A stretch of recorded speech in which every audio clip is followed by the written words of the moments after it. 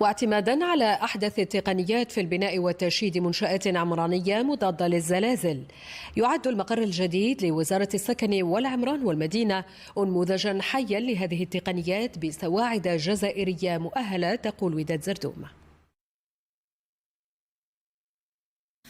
زلزال بومرداس عام 2003 كان منعرجا حاسما في أنماط البناء وتشييد المنشآت العمرانية الكبرى في الجزائر من خلال اعتماد نظام جديد مضاد للزلازل يعطي حماية أكبر لهذه المنشآت.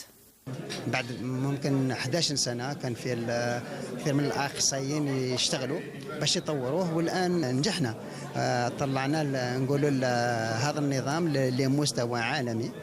هذا النظام سيمثل قفزة نوعية في مجال الحد من مخاطر الزلازل، وسيكون بإذن الله أداة فعالة في يد المهندسين المدنيين الجزائريين في إطار عملهم في التصميم الزلزالي وفي تعزيز مقاومة البنايات للزلازل في إنجاز الأشغال ومتابعتها. وعلى مسار التشييد والبناء ينجز المقر الجديد لوزارة السكن والعمران والمدينة، أنموذج عصري مضاد للزلازل لم يكن فيه التركيز على أهمية تطبيق هذا النظام الجديد وتعزيز سلامة المبنى فحسب، بل صمم بهندسة معمارية عربية جزائرية إسلامية.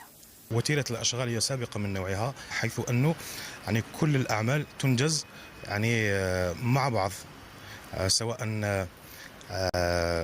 الكهرباء، الترصيص، الخرسانة، كل حتى الواجهة الزجاجية الخارجية. لم تستعمل تقنية واحدة في هذا المشروع، بل استعملت مجموعة من التقنيات من أجل الحد من أخطار الزلازل، من بينها الصندوق المتين لابواد ريجيد وحوائط السند والبلاط الكامل، كذلك بلاطات الصناديق التي استعملت للتخفيف من وزن الهيكل العام للخرسانة. حاولنا قدر المستطاع أن يكون إنجاز هذا المشروع بمواد بناء جزائرية ويد عاملة أيضا جزائرية، وذلك لتحفيز الإنتاج المحلي وتبادل الخبرات بين اليد العاملة المحلية والأجنبية.